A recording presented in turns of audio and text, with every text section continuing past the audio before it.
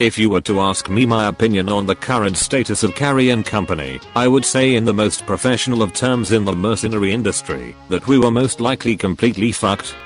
Jeb was now missing an eye, and was basically useless, now that he didn't have his power armor, and had to be tied to the back of Murder Later, just to keep up with the crew. Fidget was still wrapped in Marty's blanket, and had become a paranoid wreck. Cash was scared shitless that Marty was gonna shoot him for drugging Fidget with Psycho Buff, and Marty was trying to figure out how in the hell we could complete the mission with 2 of the team essentially out of action, and whether or not he could afford to shoot Cash.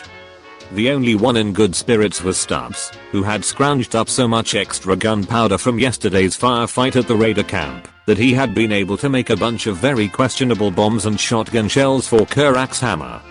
We as a group had decided Stubbs had to stay at least 10 meters away from us if he insisted on tinkering with that bullshit while we walked. "Marty, what is it, Jeb?" replied the ex-ranger. "Can you either shut the nerd up or finish me off?" Marty turned to see Fidget huddled against the sentry bot whispering frantically to it. "They drugged me and made me eat people." "You wouldn't do that to daddy, would you?" "Of course you wouldn't, baby." Marty just turned away and pretended he didn't see or hear anything.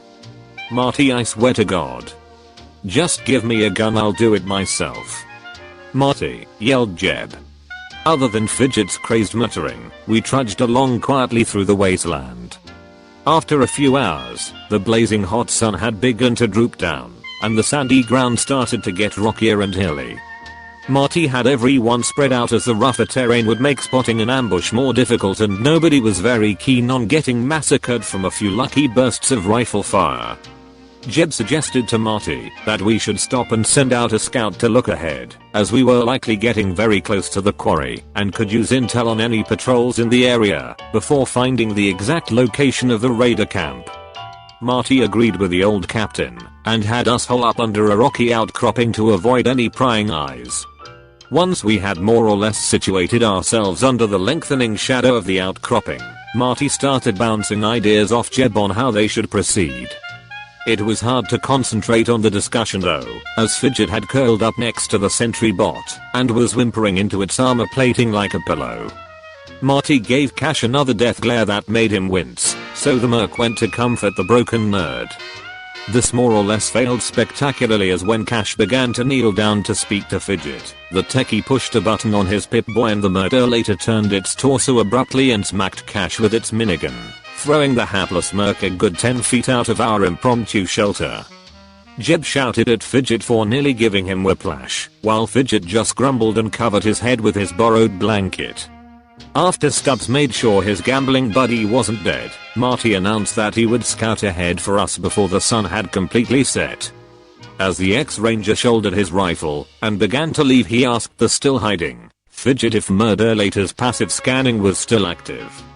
This question was answered by some beeping from Fidget's Pip-Boy and a little red light that began blinking on Murder Later's torso. With that, Marty was off. However, not without a warning to the others about staying hidden. "Stubbs, make sure old one not walk away," said Stubbs with a crooked grin. Jeb spit at the tribal for his joke. We sat there for a while doing mostly nothing. Jeb had nodded off, still tied to the back of the Murder Later, while Stubbs and the now badly bruised Cash played a few games of Caravan in the waning light of the sunset. Eventually it was too dark to play anymore, and the two Mercs ended up sitting back to back watching and listening for any movement in case Murder Later's motion sensor failed to pick up anything nasty. After what felt like an eternity, Murder Later's motion sensor tripped, and the bot gave out a short series of beeps. Stubbs and Cash jolted to their feet at this, but Fidget grumbled it's just the Ranger morons, as he pressed some buttons on his Pip-Boy, so they sat back down. When Marty had finally arrived in our makeshift camp, Cash was the first to ask about the situation up ahead. "It's not great," replied Marty. "The quarry is about a few hours march away, but the hills around here are crawling with raiders. Whether on patrol or on a pilgrimage to this alleged raider boss, I have no idea. We'd never make it without being spotted if we left at daybreak, so either we saddle up now or wait until tomorrow night to make our move." Stubbs, say go now. "Make big boom," said the scarred tribal with a grin. Well, I think it's suicide, Marty, replied Cash. You know I'm always game for a scrap, but with Jeb out of commission and Fidget in this state, I don't think we'd have a chance in hell of surviving against whatever's waiting for us in that quarry. This comment was met with a single middle finger poking out of Fidget's blanket and a laugh by Stubbs. I understand your worry, Cash, but we've already taken the job. Even if we were able to get back to HQ and bring out more guns, there's a high probability that the town that hired us will get wind that we ran and renege on the deal, explained Marty. I'd rather take a hit to my reputation than a bullet to my brain, said Cash. This was answered by a snort from a now awake Jeb. If the coward wants to run, I say let him, Marty. More mutant fucks for me to kill. Cash angrily pulled his machete and was threatening to kill the old captain when Mert later let off a series of beeps and Fidget sprang up and ran out of camp. What the fuck was that about? Said Jeb. Marty ordered Stubbs to stay and guard the camp and took off after the deranged techie with Cash in tow. They followed him up the next hill and could see Fidget running buck naked after a rather terrified looking raider. God damn it, Cash. Stop him while I clean up this mess or we're all fucked, ordered the ex-ranger. And no gunfire. The fuck did I do? Muttered Cash as he gave chase, while Marty ran in a wider circle in an attempt to cut off the raider's escape. Cash was about to catch the nerd when he ran smack into another unseen raider who had stepped out from behind a rock. The two clattered hard to the ground and rolled all the way back down the hill like rag dolls. Meanwhile, Marty was trying to decide if he should risk taking a shot at the raider, as he and Fidget had gained a surprising amount of ground ahead of him, and Marty had seen Cash's collision with the raider. His breath was getting ragged from sprinting so far, and he could tell he likely wouldn't catch up in time. Marty opted to take the shot despite his better judgment, and climbed up the side of a high rock to get a better line of sight.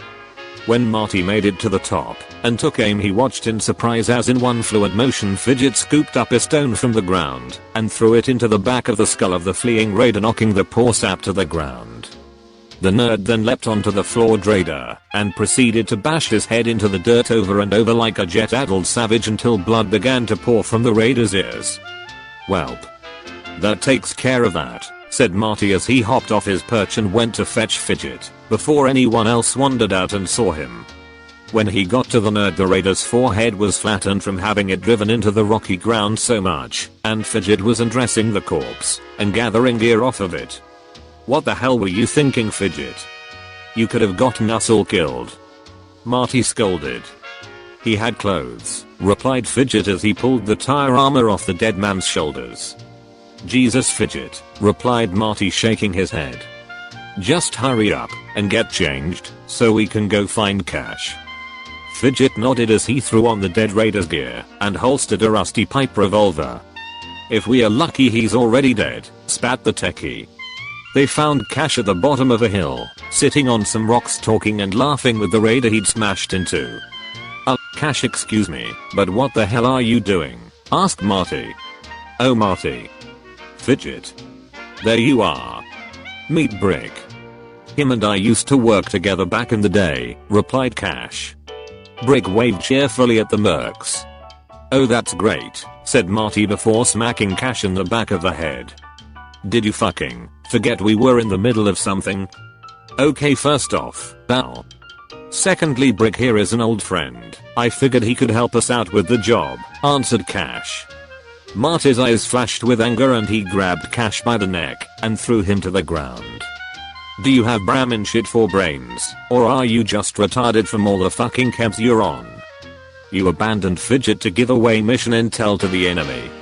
I'd kill you for this if I didn't need all the guns I could get.